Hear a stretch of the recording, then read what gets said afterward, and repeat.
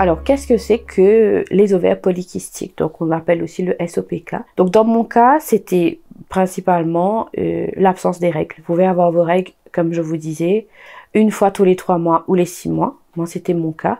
Donc, je n'ai jamais été irrégulière. Ensuite, il y a la fameuse prise de poids. Donc, c'est extrêmement difficile de perdre du poids quand on souffre d'ovaires polykystiques.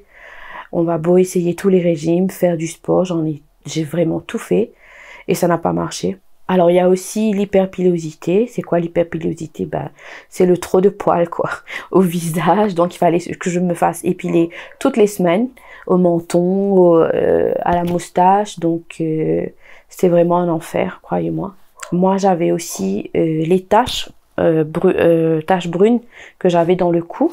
Donc, j'ai toujours été très, très complexée par mon cou. Donc, je me laissais tout le temps les cheveux lâchés. Et je me rappelle très bien quand j'étais petite, on me disait toujours te pas bien.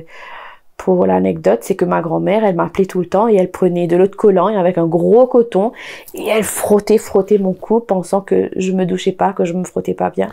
Mais ça partait pas. Et au fait, c'était ça, quoi. Donc, certaines femmes, elles l'ont dans le cou, sous le bras, dans certains endroits où vraiment elles ont les taches brunes en grande quantité. Alors, c'était pas forcément mon cas, mais c'est connu pour certaines femmes d'avoir des acnés.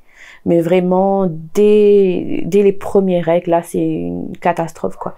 Elles ont des acnés pas possibles, remplit le visage et souvent...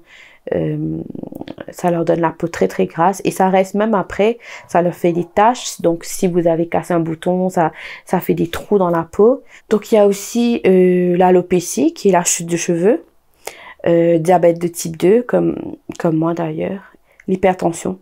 D'ailleurs moi à l'âge de 22 ans j'ai été admise aux soins intensifs parce que j'ai eu une montée de tension au travail.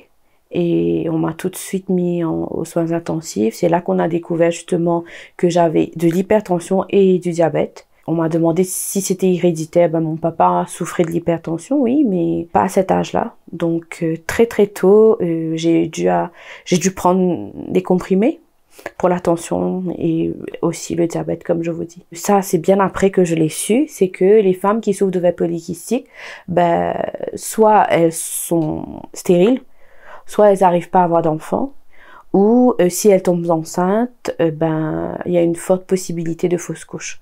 Mais ça, je l'ai su bien après.